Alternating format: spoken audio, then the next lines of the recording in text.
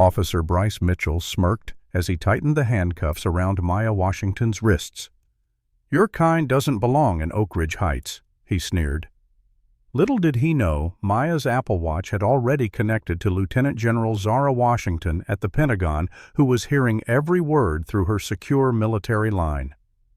Before we dive into this shocking story of racial injustice and the powerful sisterhood that brought down a corrupt system, let me know where you're watching from in the comments. Hit that like button if you believe justice should be served equally to everyone, and subscribe to join our community fighting for equality. Now let's see how these officers' careers came crashing down after messing with the wrong woman. Maya Washington adjusted her rear-view mirror, noticing the police cruiser that had been following her BMW for the past 6 blocks through Oak Ridge Heights. At 34, she had grown accustomed to this kind of attention when driving through predominantly white neighborhoods, especially affluent ones like this. As an accomplished architect with her own firm, she had an important meeting with a potential client in the area, Jennifer Bailey, who wanted to renovate her historic home. Maya checked her watch, still 20 minutes early. The blue and red light suddenly flashed behind her, and she let out a deep sigh before carefully pulling over to the curb. Following the routine that her parents had drilled into her since she was 16, Maya placed both hands visibly on the steering wheel, turned off the engine, and waited. In her side mirror, she watched 2 officers approach, one on each side of her car, hands already resting on their holstered weapons. The taller officer, whose nameplate read Mitchell, tapped on her window with unnecessary force. "License and registration," he demanded without greeting or explanation for the stop. "Good afternoon, officer." Maya responded calmly, her voice steady despite the knot forming in her stomach. "May I ask why I'm being pulled over?" Officer Mitchell's face hardened. "I'm not here to answer your questions. License and registration now." Maya nodded slowly. "I'm going to reach for my purse to get my license. It's on the passenger seat." She narrated her movements carefully, retrieving her wallet with deliberate slowness. The second officer, Hoffman, according to his nameplate, circled to the passenger side, peering intensely through the window at her expensive leather briefcase and portfolio. "What brings you to this neighborhood?" Officer Hoffman asked, his tone making it clear that her presence was suspicious by default. "I have a business meeting with a client." "I'm an architect," Maya replied, handing Officer Mitchell her license and reaching into the glove compartment for her registration. "An architect, huh?" Mitchell's voice dripped with skepticism as he examined her license. "And what exactly would someone like you be designing in Oak Ridge Heights?" Maya retrieved her professional portfolio from the back seat. "I specialize in historical renovations. My client wants to preserve the original character of her Victorian home while modernizing the interior." She offered them her business card along with her registration. Mitchell barely glanced at the portfolio before passing it to Hoffman. "Pretty fancy stuff. Where'd you get all this?" The implication was clear. He assumed she had stolen it. "Those are my designs. I graduated from Cornell with a master's in architecture 12 years ago." Maya kept her voice level, though anger began simmering beneath her professional demeanor. Mitchell walked back to the patrol car with her license while Hoffman continued to question her. "Mind if we take a look inside your vehicle?" "Just routine." Maya knew it wasn't routine at all. "Actually, I do mind. I don't consent to a search. I haven't committed any traffic violation, and you haven't stated why you pulled me over." Hoffman's friendly facade instantly vanished. "Look, we've had reports of suspicious activity in the area. People who don't belong here casing houses. You match the description." Maya held his gaze. "What description would that be?" "Officer Hoffman." He didn't answer, instead walking back to join Mitchell at the patrol car. Through her mirrors, Maya could see them talking, occasionally glancing her way. Her phone buzzed with a text from her client, wondering if she was nearby. Maya couldn't reach for it now. Officer Mitchell returned his posture more aggressive than before. "Step out of the vehicle, Ms. Washington." Maya's heart raced, but she maintained her composure. "May I ask why have I done something wrong?" "Out of the car, now." His hand moved to his weapon, Maya carefully complied, stepping onto the pristine suburban sidewalk. Several residents had emerged from their homes, watching the scene unfold. Some had phones out recording. Others whispered to each other, their expressions ranging from concern to smug satisfaction. "I ran your license," Mitchell said, standing uncomfortably close to her. "There seems to be an issue." Maya knew this tactic well. There was no issue with her license. She had never even received a parking ticket. "What issue?" she asked. Instead of answering, Mitchell turned to Hoffman. "Check the vehicle." Before Maya could protest again, Hoffman began searching her car without consent. She watched helplessly as he rifled through her belongings, scattering papers from her portfolio across the seat. In her side mirror, she caught a glimpse of something that made her blood run cold. Officer Hoffman discreetly removing a small bag from his pocket and placing it in her glove compartment. Maya's Apple Watch vibrated against her wrist. Without drawing attention to it, she double-tapped the side button, activating the emergency call feature she had programmed. The watch would silently connect to her emergency contact, her older sister Zara. "Turn around," Mitchell ordered, suddenly grabbing Maya's arm roughly. "You're being detained while we investigate." "On what grounds?" Maya demanded, her voice finally betraying her anger. "Suspicious activity and possible possession of illegal substances," Mitchell replied with a smirk, producing handcuffs. "Your kind doesn't belong in Oak Ridge Heights." As the cold metal tightened around her wrists, Maya heard the unmistakable racial slur Mitchell muttered under his breath. The neighbors had formed a small crowd now. One older man called out, "Good job, officers. Keep our streets safe," while a younger woman looked troubled, filming more intently. Maya stood tall, despite the humiliation burning through her. "I know my rights. This is an illegal search and detainment based on racial profiling." Mitchell yanked her arms painfully. "Save the social justice speech. We know exactly what you were doing here." Maya winced, but refused to show fear. In her mind, she calculated her options, remembering everything her sister had taught her about remaining calm in crisis situations. Her watch had connected by now. Zara would be listening. All she needed to do was stay composed and keep them talking. Officer Hoffman emerged from her car, holding up a small bag triumphantly. Well, what do we have here?" Maya looked him directly in the eyes. "That isn't mine, and you know it. I saw you plant it in my glove compartment." Mitchell tightened his grip painfully on her arm. "Accusing an officer of evidence tampering? That's a serious charge. You're in enough trouble already." Maya remained silent, knowing every word was being transmitted to her sister. She could only hope that Zara would understand what was happening. Hoffman approached with the planted evidence, a self-satisfied grin spreading across his face. "We found something interesting in your car," he announced loudly enough for the gathering neighbors to hear. Lieutenant General Zara Washington sat at the gleaming conference table in the Pentagon's secure briefing room, surrounded by Joint Chiefs and defense strategists discussing upcoming operations in Eastern Europe. As the four-star general commanding cyber defense operations, her input was critical to the meeting. The subtle vibration against her wrist initially went unnoticed amid the intense discussion until her earpiece discreetly chimed with the emergency protocol she had established only for family. The moment she heard her sister's voice and the unmistakable tone of a police officer, Zara's military training kicked in. Without betraying any emotion, she glanced at her watch, confirming the connection was secure and recording.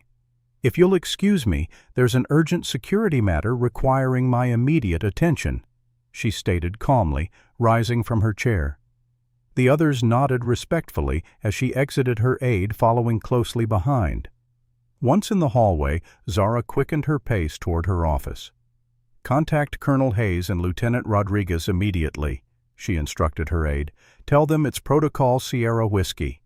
The aide hurried off while Zara entered her office, immediately activating the secure communication system built into her desk. As the audio from Maya's watch continued streaming, Zara's expression hardened with each racial slur and violation of her sister's rights. 22 years in the military had taught her to channel anger into strategic action. Maya and Zara had made a pact when they were just children after losing both parents in a car accident when Zara was 14 and Maya only 9. Standing before their parents' graves, Zara had gripped her little sister's hand and promised, "I will always protect you no matter what." Through Maya's college years and Zara's multiple deployments, they had remained each other's only family and strongest supporters. Now, listening to her accomplished sister being degraded and falsely accused, Zara accessed her highest-level contacts. "This is Lieutenant General Washington. I need immediate assistance with a civil rights violation in progress involving my sister in Oak Ridge Heights," she said to her JAG Corps contact. "I'm transmitting audio evidence now. I need FBI Civil Rights Division involvement and local agents dispatched." Simultaneously, she messaged her trusted contact at the Washington Post, a journalist who had accurately covered military operations and whom she knew would handle this situation with integrity. As Zara coordinated the response, Maya's situation at the roadside was deteriorating. "What's in the bag, sweetheart, looks like enough to charge you with intent to distribute in a school zone." Officer Hoffman's voice came through clearly on the audio feed. Zara could hear her sister's measured response. "That is not my property. I will not answer any questions without my attorney present." "You think some fancy lawyer's going to help you? By the time they get here, you'll be processed and sitting in a cell," Mitchell threatened. "Resisting arrest, drug possession, possibly intent to distribute. That's serious time." Maya remained silent, following the protocol she and Zara had discussed for just such situations. Zara confirmed Maya's exact location through the watch's GPS, noting they were just 3 blocks from Jennifer Bailey's house where Maya had been headed. She dispatched the information to the FBI field office in the area, learning that 2 agents were coincidentally within minutes of the location on an unrelated matter. "Have them observe, but not intervene yet," Zara instructed. "We need to establish the full pattern of behavior." Outside in Oak Ridge Heights, Maya noticed a nondescript sedan slowly passing by the driver, making brief eye contact with her before continuing down the street. She recognized the subtle signs of federal agents from her visits to Zara's work. The close-cropped haircut, the alert eyes scanning everything, the deliberate casualness. Help was already near, but Maya maintained her composure, giving nothing away. "We're calling for transport to take you to the station," Mitchell informed her roughly, guiding her toward the curb. "Maybe a night in lockup will loosen your tongue about what you're really doing in this neighborhood." The neighbors continued watching, some recording, others drifting away, now that the excitement seemed to be winding down. A police transport vehicle turned the corner, responding to Mitchell's call for backup. Zara, listening to everything, was already 3 steps ahead. She had established the chain of evidence, securing the recording and transmitting copies to secure federal servers where they couldn't be deleted. She had also accessed Officer Mitchell and Hoffman's service records, finding multiple civilian complaints of racial profiling that had been dismissed without investigation. The FBI agents had parked their vehicle and were now standing among the neighbors, appearing to be curious residents while actually documenting everything. Maya caught sight of them again, but kept her expression neutral as she was led toward the transport vehicle. "You have no idea how much trouble you've gotten yourself into," Officer Mitchell muttered to her as he roughly guided her into the back of the police car. If only he knew those words applied far more to himself than to Maya. The fluorescent lights buzzed overhead as Maya was led through the processing area of the Oak Ridge Heights Police Department, her handcuffs digging into her wrists. The desk sergeant barely looked up as Officers Mitchell and Hoffman brought her in his disinterest, suggesting this was a routine occurrence. "Got another one trying to case houses in the Heights," Mitchell announced, pushing Maya forward. "Found some product in her vehicle, too." The sergeant nodded, sliding a fingerprinting card across the desk. "Name?" he asked, finally looking at Maya. Before she could answer, Mitchell cut in, "Maya Washington. Claims she's some kind of architect." The way he emphasized the word made it clear he didn't believe her. Maya remained silent, knowing that Zara was still listening through the watch, recording everything. She was fingerprinted and photographed, her repeated requests for a phone call ignored. "You'll get your call when processing is complete," the sergeant said dismissively. As Maya was led down a hallway toward the interrogation rooms, a door opened and a heavy-set man in his 50s emerged, his uniform adorned with the insignia of the police chief. His nameplate read Keller. "This the one from Oak Ridge Drive?" he asked, eyeing Maya with open suspicion. "Yes, Chief," Hoffman replied eagerly. "Caught her casing the Bailey residence." Chief Robert Keller stepped closer, studying Maya with cold eyes. "We keep our community safe, Ms. Washington. People work hard to live in Oak Ridge Heights. They deserve security." The implication was clear. People like her weren't welcome. Maya met his gaze steadily. "I was invited to the Bailey residence for a business meeting. I'm an architect hired by Jennifer Bailey to renovate her home."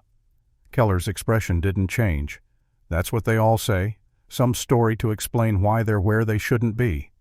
He nodded to the officers. "Proceed with the interrogation. I want to know who she's working with." Meanwhile, at the Pentagon, Zara had assembled a formidable team. The General Counsel of the Defense Department had joined her along with 2 military intelligence officers specializing in digital evidence preservation. "The audio quality is excellent," one of the intelligence officers noted. "The watch captured everything clearly." The Defense Department lawyer nodded. "Multiple civil rights violations, illegal search and seizure planting evidence, racial profiling. This is enough for immediate federal intervention." Zara's face remained impassive, but her voice carried steel. "Samuel Carter from the FBI Civil Rights Division is being briefed now. I want this handled by the book. These officers and their department need to face the full force of federal law." As they worked, Zara received confirmation that Mayor Thomas Wilson of Oak Ridge Heights had been informed of the situation. His initial response was telling. He had asked if this could be handled quietly, suggesting a pattern of covering up such incidents. A rapid background check revealed Wilson had been mayor for 12 years, during which time multiple complaints about racial profiling by police had been filed and subsequently buried. "There's a pattern here," Zara observed. "This isn't isolated." The intelligence officer pulled up additional data. "We found 27 similar incidents in Oak Ridge Heights in the past 18 months alone, all involving people of color being stopped in affluent neighborhoods, many resulting in questionable arrests with charges later dropped. Chief Keller has been with the department for 15 years, promoted to chief 8 years ago." Back in the interrogation room, Maya sat alone, her requests for water denied. The room was deliberately cold, another tactic to increase discomfort. When Mitchell and Hoffman finally entered, they carried her purse and portfolio, tossing them onto the table with deliberate carelessness. "So, Maya Boo," Mitchell began, dragging out her name mockingly, "want to tell us who you're working with?" "We know you weren't alone in this." Maya straightened in her chair. "I want to call my attorney. I have nothing to say without legal representation." Hoffman slammed his hand on the table. "You think you're so smart with your fancy education and big words? We've seen your type before." Mitchell leaned in close. "The bag we found has enough to put you away for years. You're looking at felony charges. Your choice. Cooperate now, or this gets much worse." What they didn't know was that every threat was strengthening the case against them. Outside the interrogation room, officers Mitchell and Hoffman met briefly with another officer, unaware their conversation was being recorded. "Just like the Wilson case last month," the third officer commented. "These people think they can just walk around the Heights like they belong there." "Got to protect the property values." Mitchell laughed. "Chief likes how we handle these situations. Fast and clean." When they returned to the interrogation room, Chief Keller accompanied them, closing the door carefully behind him. "Ms. Washington," he began in a falsely reasonable tone, "we have a situation here that could go several ways. The simplest would be for you to cooperate, admit to the possession charge, and we reduce it to a misdemeanor. You pay a fine, maybe some community service, and we all move on." Maya recognized the trap. Accepting a plea would legitimize their illegal actions and give them a successful arrest. "I decline your offer. The substances you claim to have found were planted by Officer Hoffman. I want my phone call and my attorney." Keller's friendly demeanor vanished. "That's a serious accusation against a decorated officer. You're making this much harder on yourself." The department lawyer entered then, a thin man with wire-rimmed glasses who barely acknowledged Maya's presence. "The evidence is solid, Chief. The chain of custody is clear. With the amount found, we can pursue intent to distribute since it was within 1,000 feet of a school zone." "I want my phone call," Maya repeated firmly. "That's my right." "You'll get it when we're ready," Keller replied. "For now you're being formally charged with possession of a controlled substance and trespassing." The room fell silent as everyone turned their attention to you watching this video. Have you ever witnessed or experienced racial profiling? Comment number 1. If you believe the justice system treats everyone equally, or number 2, if you think systemic racism still affects law enforcement today. Like this video if you're outraged by what's happening to Maya, and subscribe to follow her fight for justice. How do you think Zara will use her military power to help her sister Will, these corrupt officers, finally face consequences for their actions? Stay tuned as we uncover the extensive corruption network in Oak Ridge Heights Police Department and watch Zara's team spring into action. 3 hours had passed since Maya's initial detainment, and while she sat isolated in the sterile interrogation room, an unprecedented response was mobilizing beyond the police station walls.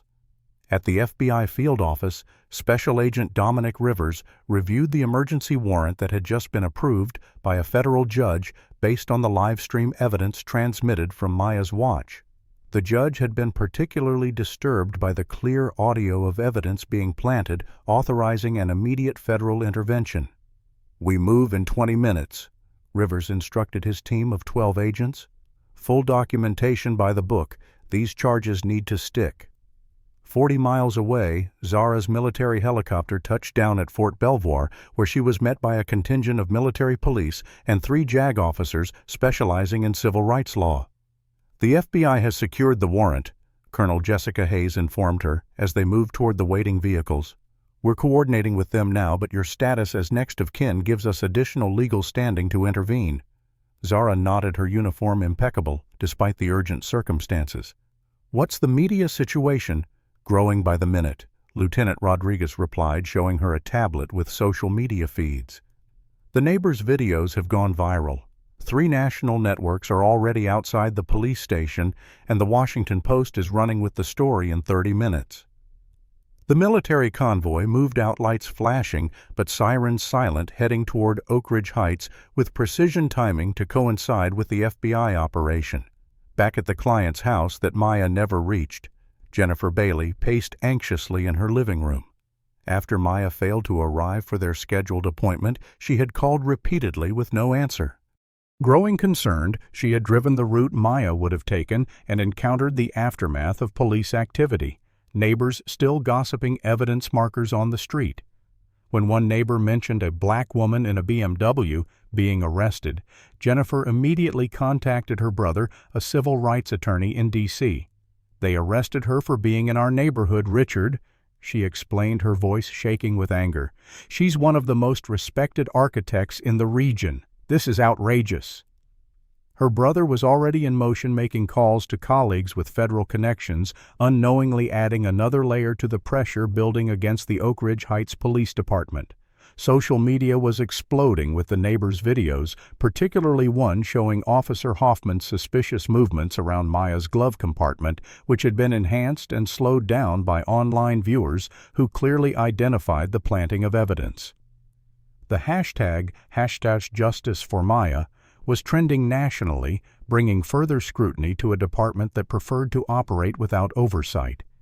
Inside the police station, the first signs that something unusual was happening came when the front desk began fielding an unprecedented volume of calls, media inquiries, civil rights organizations, and concerned citizens demanding information about Maya Washington's detention.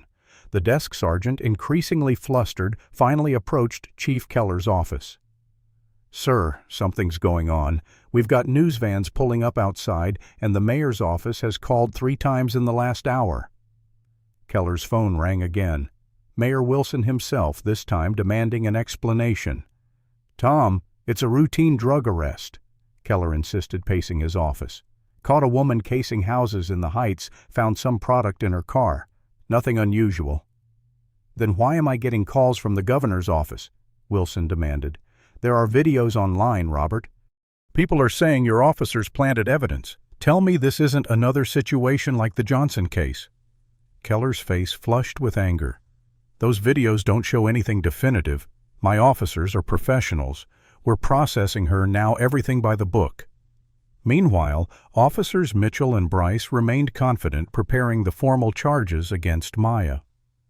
Drug possession with intent, trespassing, resisting arrest, and we can add falsely accusing an officer, Mitchell listed, smirking as he completed the paperwork.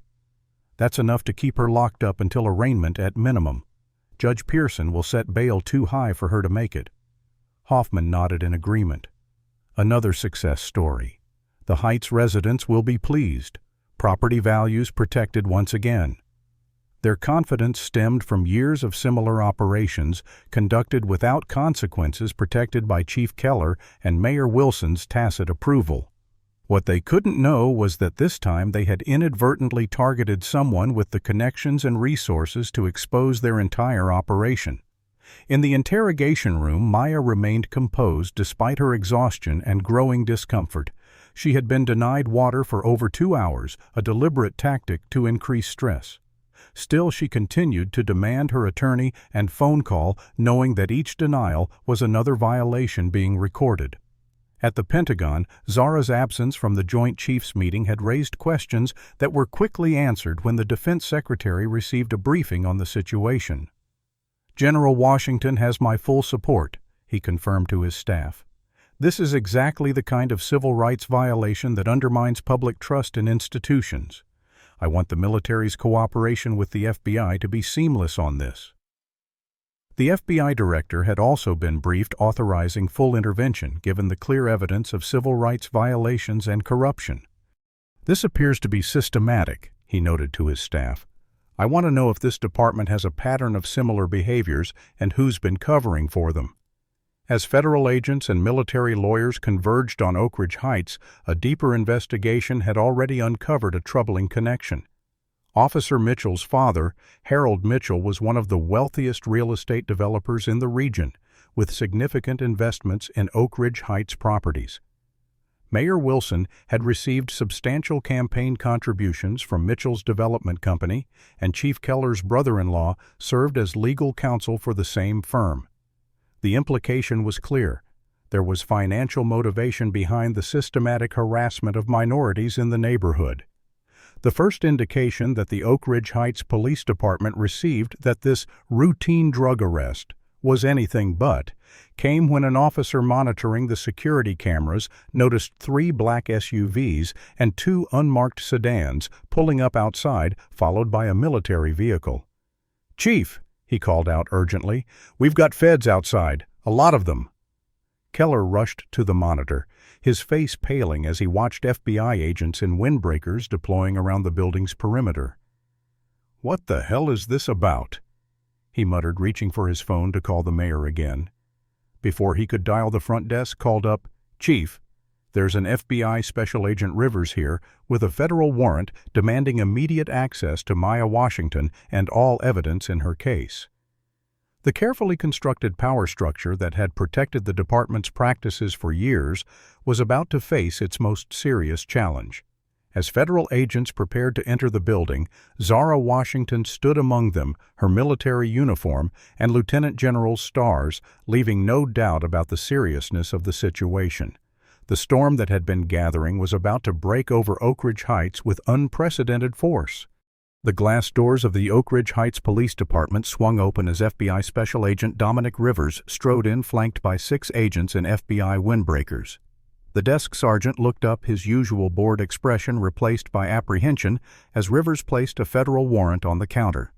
"I'm Special Agent Rivers with the FBI. We have a federal warrant authorizing immediate access to Maya Washington and all evidence related to her detention. We're also seizing all department records, including body cam footage for the past 18 months. The sergeant reached for his phone, but Rivers placed a hand over it. "Chief Keller has already been notified. This warrant permits us immediate access without delay. Interference constitutes obstruction of a federal investigation. Behind them, more agents entered carrying equipment for digital evidence collection. The station erupted into chaos as officers scrambled to understand what was happening. Chief Keller emerged from his office, his face flushed with anger. "This is a local police matter," he declared, approaching Rivers. "Your jurisdiction doesn't. This is a federal civil rights investigation," Rivers interrupted, handing Keller a copy of the warrant. "Evidence of constitutional violations, evidence tampering, false imprisonment, and conspiracy has been documented.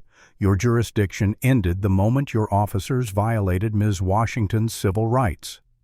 Keller scanned the document, his confidence visibly faltering as he noted the judge's signature and the extensive scope of the warrant. "This is unnecessary. We're conducting a legitimate drug investigation." His words died in his throat as the station's doors opened again, revealing Lieutenant General Zara Washington in full military uniform, accompanied by JAG officers and military police. The sight of a four-star general in their small suburban police station struck everyone silent. Zara moved with military precision toward Keller, her expression revealing nothing of the fury she felt. "Chief Keller, I'm Lieutenant General Washington, United States Army. You're currently holding my sister under false pretenses with planted evidence. I'm here to ensure her immediate release and the preservation of all evidence for federal prosecution."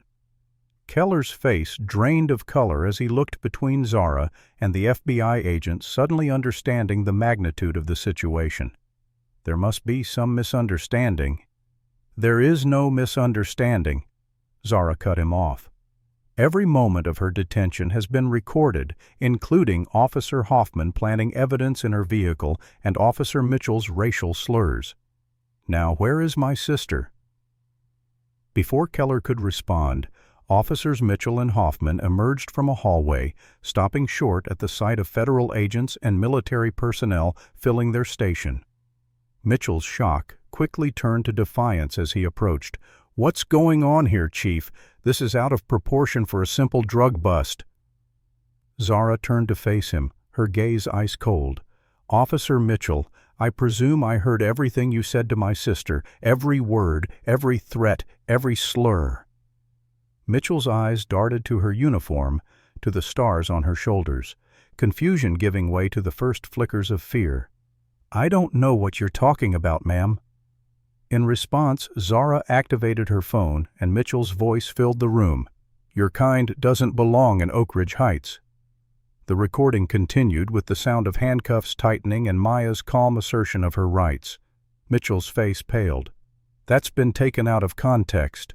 "There is no context that justifies your actions," Zara replied, her voice carrying the authority of her rank. "Federal agents will now escort me to my sister. Any officer who interferes will be arrested for obstruction." Special Agent Rivers nodded to his team, who moved down the hallway toward the interrogation rooms. Mitchell suddenly lunged forward but was immediately restrained by two FBI agents. "You can't do this. We were following department procedures." His outburst only further incriminated the department's practices. Maya was found in Interrogation Room 3, still handcuffed to the table, denied water and bathroom access for hours. When the door opened, she expected more questioning, not the sight of her sister in full military uniform. For a brief moment, Maya's composure broke, tears welling in her eyes as Zara rushed to her side. "I knew you'd hear me," Maya whispered as an agent removed her handcuffs. Zara embraced her sister tightly. "I promised I'd always protect you, didn't I?" The sisters' reunion was brief but powerful, their bond evident to everyone present. Meanwhile, in the station's IT department, an officer was frantically attempting to delete body cam footage when two FBI technology specialists entered. "Step away from the computer," one ordered. "Tampering with evidence is a federal offense." The officer raised his hands, knowing he'd been caught. The FBI had anticipated this reaction, which was why Zara had dispatched an IT specialist to secure all digital evidence the moment the watch recording began. Every file, even those marked for deletion, had already been backed up to secure federal servers. In the main lobby, Mayor Thomas Wilson burst in, flanked by the city attorney. "What is the meaning of this?" he demanded, his politician's smile nowhere to be seen. "This is an overreach of federal authority into local—" He stopped mid-sentence as Zara approached him, tablet in hand. "Mayor Wilson, perhaps you'd like to explain why 27 similar incidents in your jurisdiction were buried without investigation, or your connection to Mitchell property developers and their interest in maintaining neighborhood standards." Wilson's face contorted with shock. "I don't know what you're implying." "I'm not implying anything," Zara interrupted, scrolling through the tablet. "I'm stating facts supported by evidence. Your police department has engaged in systematic racial profiling to support property developers' interests, including those of Officer Mitchell's father. We have documentation of conspiracy between your office, the police department, and local developers to intimidate minorities in targeted neighborhoods." The comprehensive dossier that Zara presented contained evidence compiled with military efficiency, financial transactions, communications pattern analysis of arrests and complaints.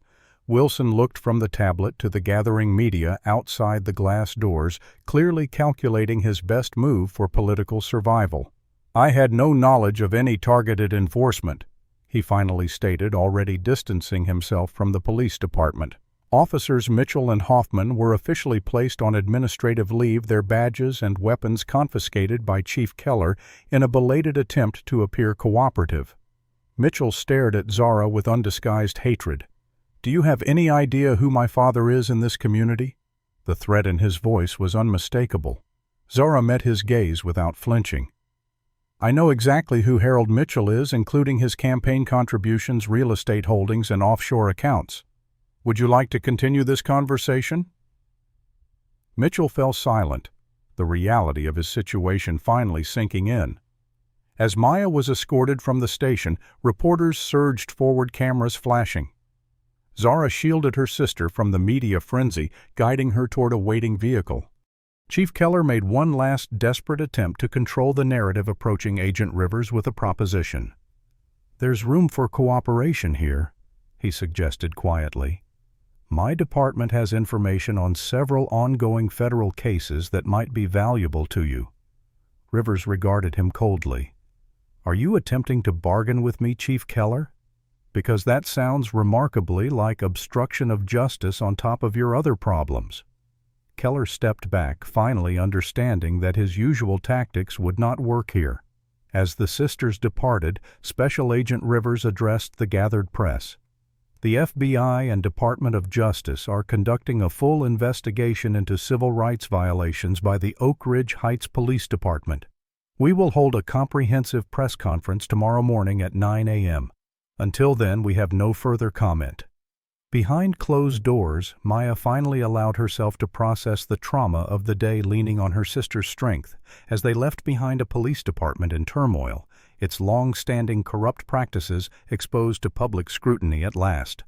Maya stood at the floor-to-ceiling windows of Zara's secure Pentagon apartment, watching the city lights below as evening fell.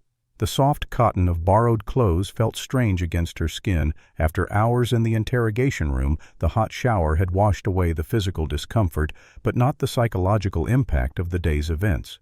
"Drink this," Zara said gently, offering her sister a mug of tea laced with honey, their mother's remedy for difficult days. Maya accepted it with a small smile, her hands still faintly trembling. "How many times does this make now?" she asked quietly. Zara didn't need clarification.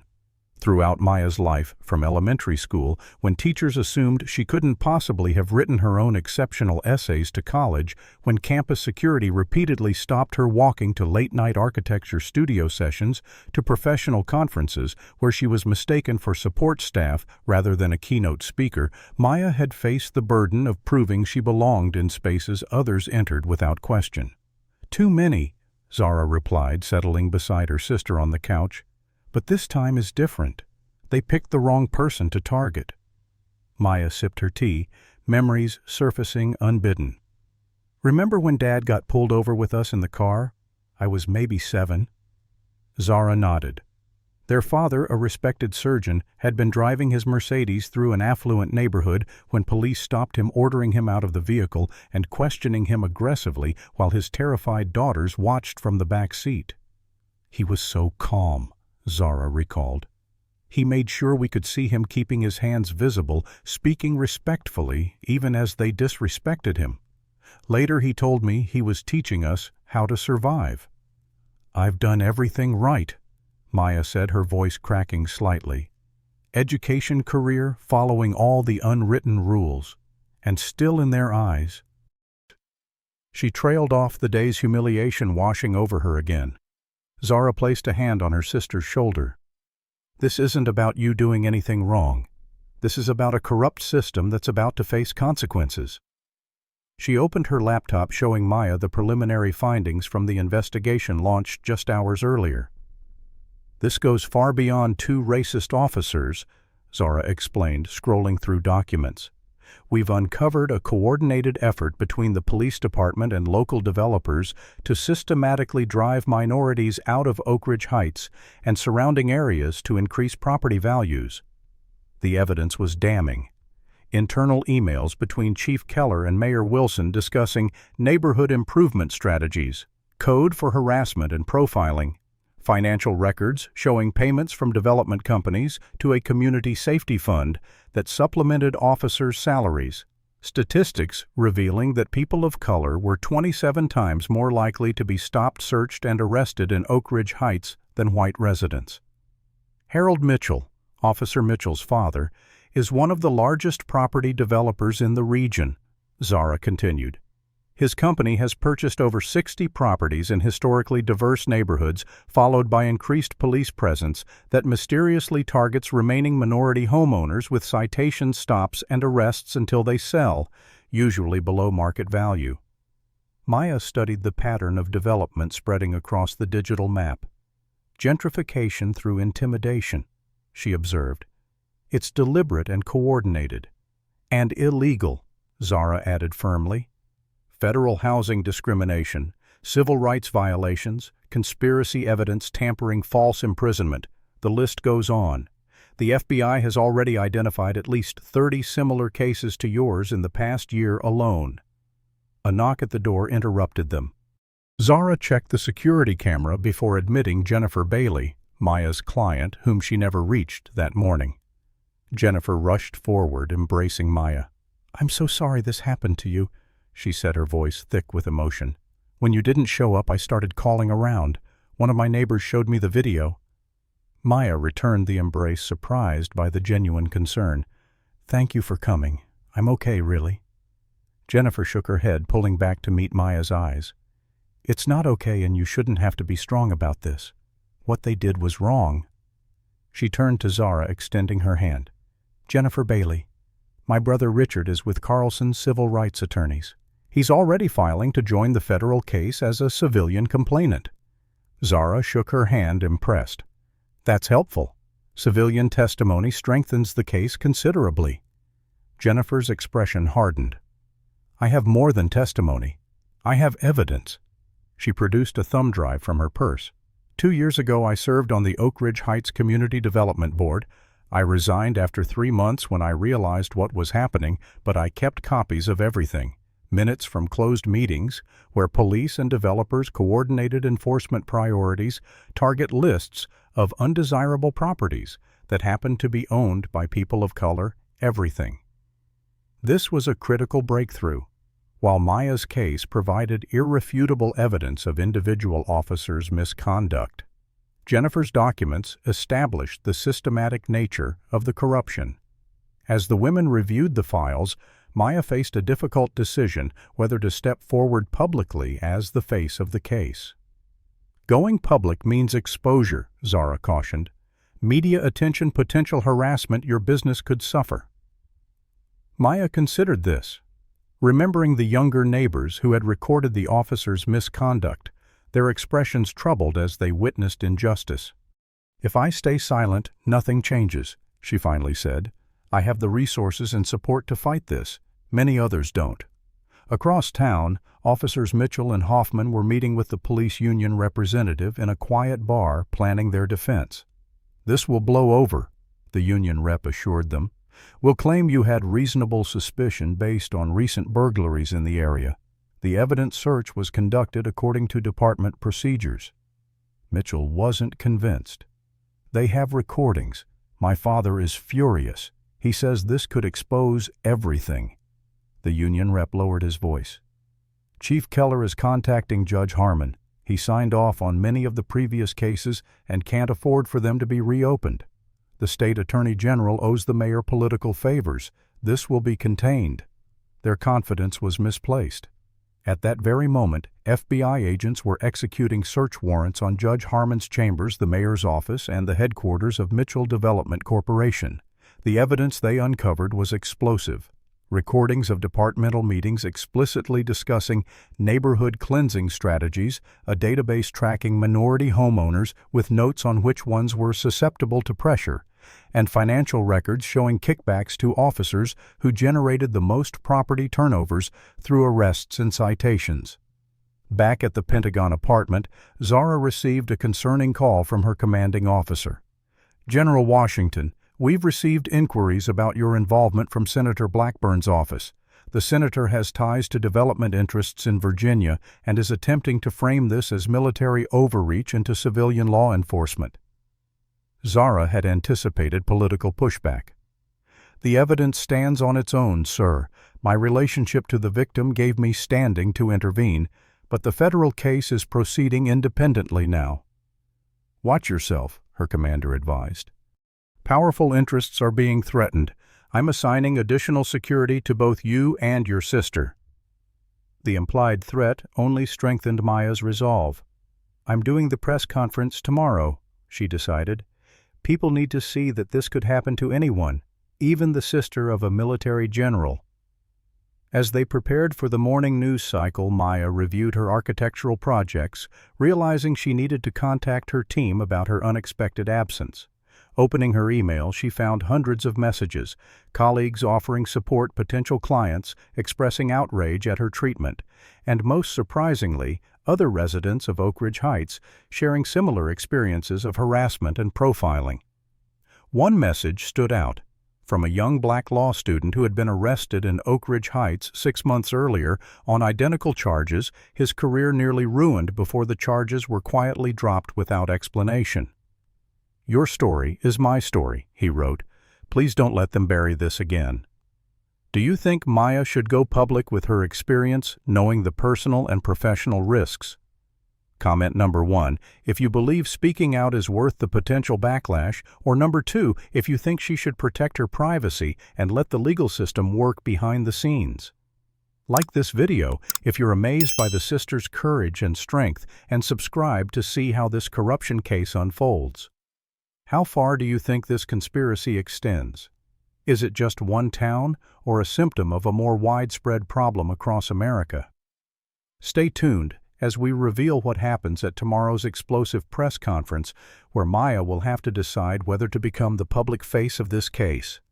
The press conference room at the Department of Justice headquarters buzzed with anticipation as journalists from every major network set up cameras and microphones. The story had exploded overnight.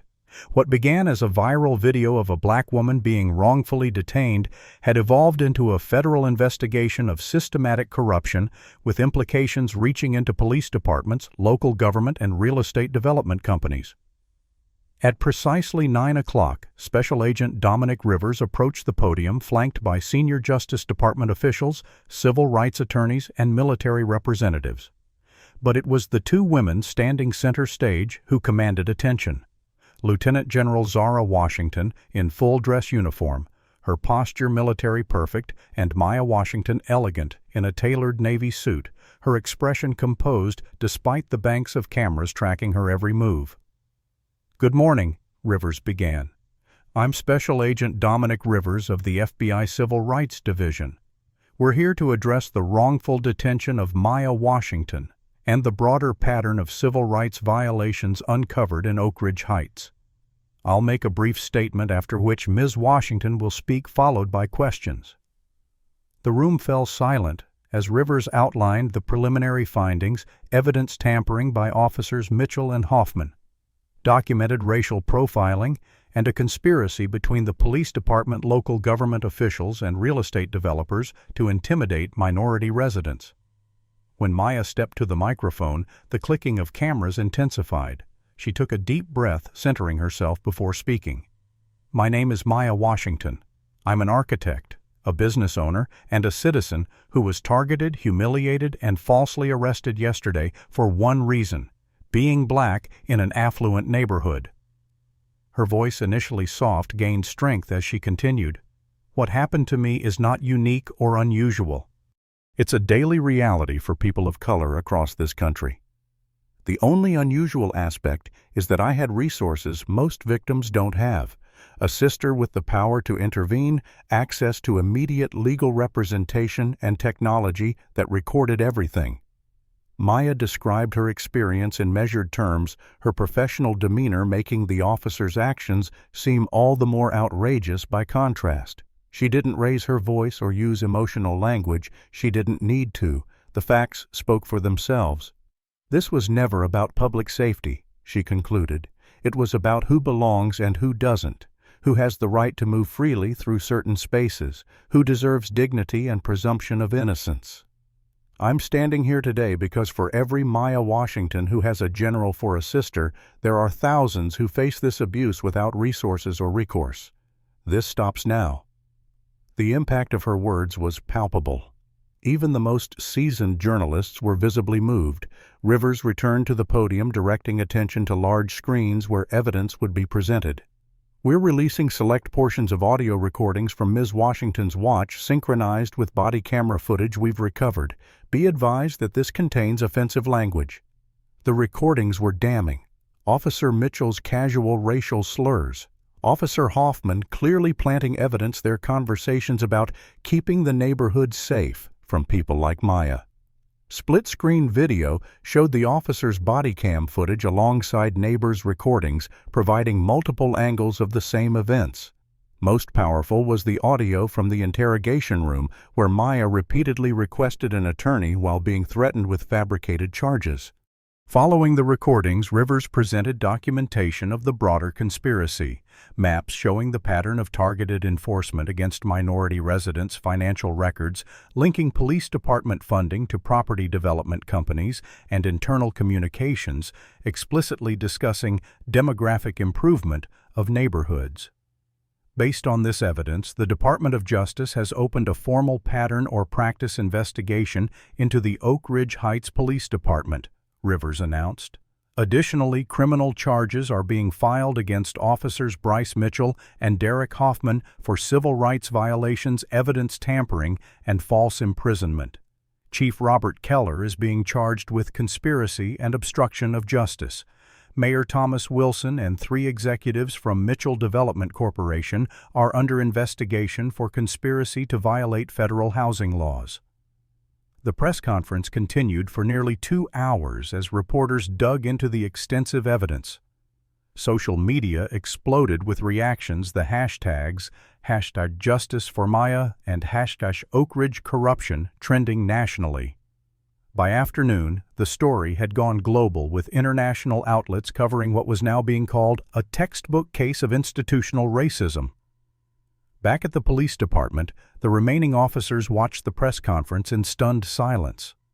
The chief's office was empty, Keller having been placed on administrative leave pending criminal charges. Officers exchanged nervous glances, particularly those who had participated in similar enforcement actions over the years. Meanwhile, Officer Mitchell appeared on a competing network with his attorney and father Harold Mitchell attempting damage control. "This is a politically motivated witch hunt," Mitchell claimed, his previous swagger replaced by defensive anger. "We were doing our jobs maintaining safety in a neighborhood that's had problems with outsiders coming in and causing trouble." The interviewer, a veteran journalist, pressed harder. "The recordings clearly show you using racial slurs, Officer Mitchell. Are those part of your official duties as well?" Mitchell's attorney intervened, but the damage was done. Harold Mitchell, visibly uncomfortable, attempted to distance his development company from his son's actions. "If these allegations are proven true, they're completely contrary to our corporate values of inclusion and diversity." Social media quickly unearthed company records showing Mitchell Development had been sued 3 times for housing discrimination, settling each case quietly with non-disclosure agreements. Public opinion was turning decisively against the Mitchells, the police department, and city officials.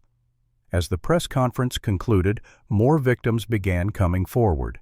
By evening, the FBI had received over 70 reports from individuals claiming similar treatment in Oak Ridge Heights and surrounding communities. Many had documentation, photos of questionable tickets, records of arrests that were later dismissed, even home security footage of police harassment. Most disturbing were patterns showing how these incidents often preceded property sales to development companies at below-market rates.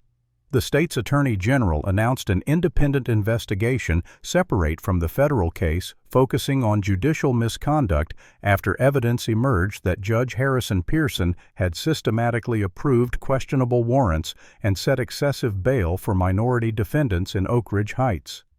Maya, exhausted but resolute, established a support group for other victims, working with civil rights attorneys to ensure everyone had proper representation. The immediate backlash was intense. Death threats poured in, targeting both Washington sisters. Security around Zara's apartment was heightened, with military police supplementing federal protection details. Maya's architecture firm received cancellations from several clients uncomfortable with the publicity, though these were outnumbered by new inquiries from those who admired her courage. Social media became a battleground, with some defending the police and accusing Maya of playing the race card, while others shared their own experiences of profiling and discrimination. Most concerning were organized protests outside the police department, where tensions between supporters of the officers and civil rights advocates threatened to escalate into violence. By nightfall, the Department of Justice announced that a grand jury would be convened immediately to consider criminal charges against all involved parties. The speed was unprecedented, reflecting the strength of the evidence and the public pressure for accountability. As Maya and Zara watched the coverage from the security of the Pentagon apartment, they knew this was just the beginning. The system they were challenging had deep roots and powerful defenders. "Are you ready for what comes next?" Zara asked her sister quietly. Maya nodded, her expression determined. "They picked the wrong architect to frame," she replied. "I build things to last, so will this case." The grand jury proceedings began on a rainy Tuesday morning, the weather matching the somber mood as Maya Washington entered the federal courthouse through a side entrance escorted by U.S. Marshals. Despite the private access route, a small group of supporters had gathered, holding signs reading "Justice for Maya" and "End Police Corruption." Maya acknowledged them with a grateful nod before disappearing inside.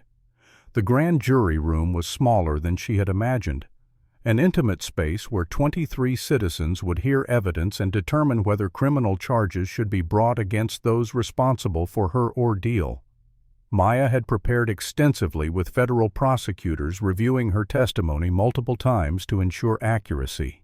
Now, seated before the jury, she spoke clearly and directly, describing each moment of her detention without embellishment or emotional flourish. Officer Mitchell stated, "Your kind doesn't belong in Oak Ridge Heights," as he tightened the handcuffs. She testified. "When I informed him the search was illegal, he said that no one would believe someone like me over a police officer." The jurors' expressions ranged from shock to grim understanding as Maya walked them through the events chronologically. One elderly white woman wiped away tears when the audio recordings were played. A middle-aged black man nodded in grim recognition, as though Maya's experience echoed his own. Outside the courthouse, officers Mitchell and Hoffman arrived with their defense team, a high-profile law firm funded by the police union's legal defense fund. Mitchell, once arrogant, now appeared nervous as reporters shouted questions. "My client has served this community faithfully for 12 years, his attorney stated. "We're confident the facts will show he acted within departmental guidelines at all times." The defense strategy was becoming clear. blame department policy rather than individual officers spread responsibility so widely that no one person could be held accountable. Meanwhile, the police union organized rallies supporting the officers, bringing in off-duty police from neighboring jurisdictions to create a show of solidarity. Today, it's Officers Mitchell and Hoffman. Tomorrow, it could be any of us. The union president declared to applause. This is about protecting officers who make split-second decisions to keep communities safe. This narrative found support among certain segments of the Oak Ridge Heights community, particularly longtime residents who valued property values over equity. Counter-protests formed with civil rights organizations bringing in national leaders to demand accountability. The small suburban community became a microcosm of America's larger struggles with race policing and justice. Back inside the grand jury room, Zara Washington took the stand, her military bearing commanding immediate respect. She described receiving Maya's emergency call, the systematic response she coordinated, and the evidence preservation process. Based on my military intelligence background, I recognized the pattern immediately, she explained. This wasn't an isolated incident, but rather part of an organized effort to intimidate specific residents based on racial characteristics. The most damaging testimony came from Jennifer Bailey, who provided internal documents from her time on the Community Development Board. There was a target list, she testified, displaying a spreadsheet. Properties owned by minorities were flagged for what they called enhanced enforcement. The police department received bonuses based on successful property turnovers following enforcement actions. As the proceedings continued, Maya faced increasingly personal attacks. Death threats required her to relocate repeatedly, staying in secured federal housing. Her architecture firm lost several major contracts after clients received pressure from developers connected to Harold Mitchell. Social media accounts spread false rumors about her background and character, attempting to undermine her credibility. This is the playbook, Zara explained when Maya expressed frustration. When they can't dispute the facts, they attack the messenger. It means we're winning. The truth of this became evident when FBI raids on multiple officers' homes uncovered text messages coordinating harassment campaigns against specific residents. Chief Keller's offshore accounts showed suspicious deposits following successful neighborhood improvement operations. The money trail that Zara had begun tracking led to several prominent developers beyond just Mitchell's company, suggesting a wider conspiracy than initially suspected. As evidence mounted, cracks began appearing in the unified front of the department. A younger officer, troubled by the revelations, came forward with additional documentation of departmental practices. "We were trained to use certain codes on the radio," he revealed. Code 314 meant a minority person in an affluent area. We were expected to find a reason to stop them, even if we had to create one.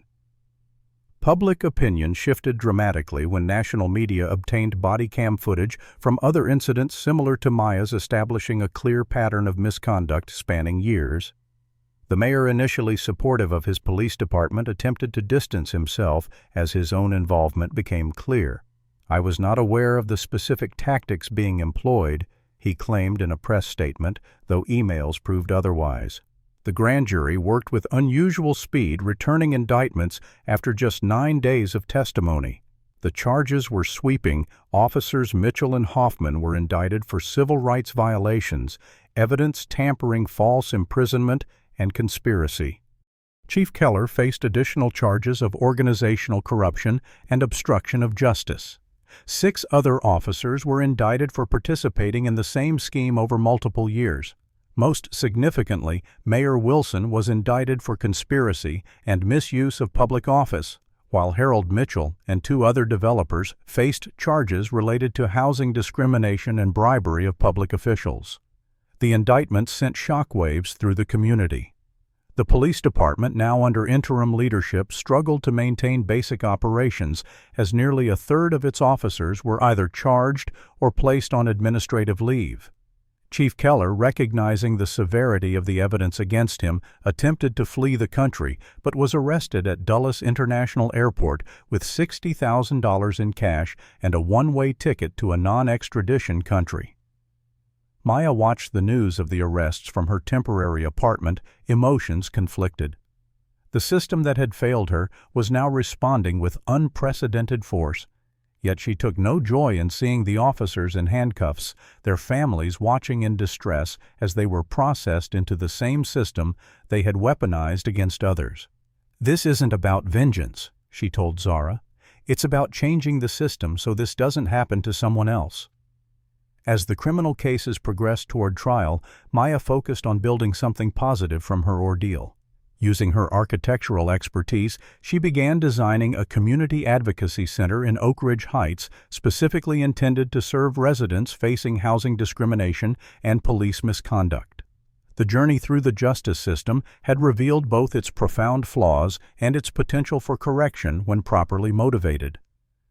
The sight of Mitchell and Hoffman surrendering to federal authorities, the perp walk broadcast on national news, provided a powerful visual symbol of accountability. Yet Maya understood that true justice would require more than individual prosecutions. It would demand structural change to prevent such abuses from happening again. "The system worked for me because I had extraordinary resources," she reflected.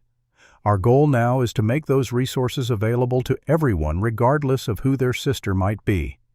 6 months after her wrongful arrest, Maya Washington adjusted her suit jacket and took a deep breath before entering the federal courthouse for what she hoped would be the final time. The criminal trial of officers Bryce Mitchell and Derek Hoffman had reached its conclusion after 3 weeks of testimony with Maya as the prosecution's key witness. The courtroom was packed as she had taken the stand describing in precise detail the events that had transformed both her life and the community of Oak Ridge Heights. "I felt humiliated, degraded, and afraid," she testified, meeting the eyes of the jury directly. "But mostly I felt a deep sadness that in 2025 my professional accomplishments, education, and character meant nothing next to the color of my skin." The defense had attempted to portray the officers as following established procedures, but their arguments collapsed under the weight of the audio recordings and the testimony of other victims who had experienced nearly identical treatment. Now, as the jury forewoman stood to deliver the verdict, Maya reached for her sister's hand. "On the count of violation of civil rights under color of law, we find the defendants guilty," the forewoman announced, her voice steady. "On the count of evidence tampering, guilty. On the count of false imprisonment, guilty. On the count of conspiracy to violate civil rights, guilty." Justice had been served at least in this case. Mitchell and Hoffman, once untouchable in their community, now faced years in federal prison. Their sentencing would come later, but the message had been sent. The badge was not a shield against accountability. Outside the courthouse, Maya addressed the gathered media, her composure a stark contrast to the emotional crowds around her. "Today's verdict is just one step toward healing a deeply broken system," she stated. "True justice isn't about punishment, but prevention, ensuring that no one else experiences what I and so many others have endured." In the months since her arrest, Maya had channeled her architectural talents and newfound platform into creating lasting change. The Maya Washington Foundation for Equal Justice had been established with initial funding from a settlement with the city of Oak Ridge Heights, providing legal support for victims of racial profiling nationwide. The foundation had already taken on 30 cases, similar to Maya's winning settlements or dismissals in 28 of them. More importantly, the foundation worked with police departments on training and policy reform, using Maya's case as a teaching tool for officers. Zara's career had also evolved in unexpected ways. Her ethical leadership during the crisis had earned commendation from military leadership, resulting in her promotion to a special advisory role focusing on civil-military cooperation in civil rights protection. Her work now included developing protocols for military assistance in cases of systematic civil rights violations, creating a new avenue for accountability when local systems failed. The Oak Ridge Heights Police Department had undergone a complete restructuring following the scandal. With Chief Keller serving a 15-year sentence for corruption, a nationwide search had been conducted for new leadership.